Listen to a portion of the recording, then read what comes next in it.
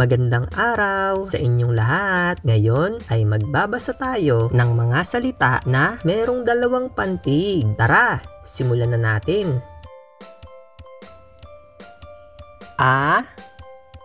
Apoy, apoy, apoy.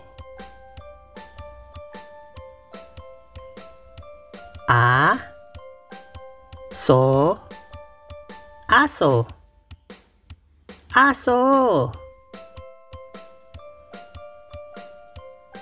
Araw, araw, araw. Apa, apa, apa.